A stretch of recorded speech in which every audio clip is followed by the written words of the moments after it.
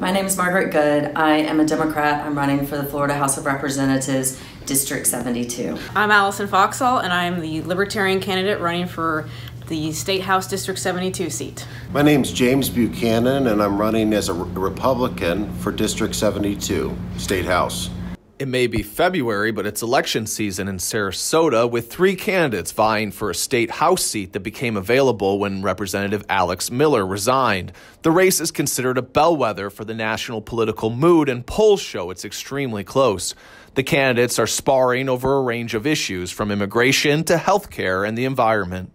I decided to run for this office because I am sick of what's happening in Tallahassee, not to mention what's happening in Washington, D.C. We need good public education, we need to protect our environment, and we need to make sure that Floridians have the health care that they deserve. Well, if elected, I actually can't do a whole lot because it's an 8-month term, so I will be voting up pro-liberty bills. But if I get reelected, my top priority will definitely be ending a lot of occupational licensing and also making sure that we have full implementation of medical marijuana, which will also reduce Medicaid expenses. Sarasota is where I grew up. This is where I met my wife. It's given us so much over the years. And it'll be an absolute honor to have the opportunity to represent this community.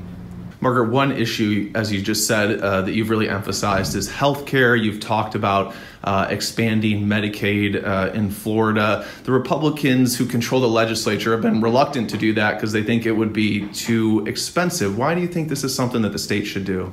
Well, to me, Zach, it's a no-brainer. There's 2.5 million Floridians that do not have access to health care. If we were to pass this Medicaid expansion bill, almost 1 million more people would have access to health care. And 90% of those funds come from the federal government. That's taxes that we have already paid into the federal government. And if we were to pass it, it would be a net gain of $500 million into the Florida budget. Explain occupational licensing, because I don't think people who aren't familiar with that really understand, kind of what that means and why it's an important issue. Right. So we actually regulate as a state over 325 businesses and professions. We're the most burdensome state when we do this, more burdensome than California and Massachusetts and New York. So what we have is basically licensing for stuff like interior design, hair braiding, hair wrapping, barbers, even farm laborers. We regulate these professions and make sure that people have training as well as a license to practice what they like to do. Can you talk a little bit about the issue of immigration? It's something that you've really emphasized on the campaign trail. Why is this issue so important to you? The safety and security of our community, of Florida's communities, is one of my top priorities, and that's why I do support a bill that will ban sanctuary cities here in Florida.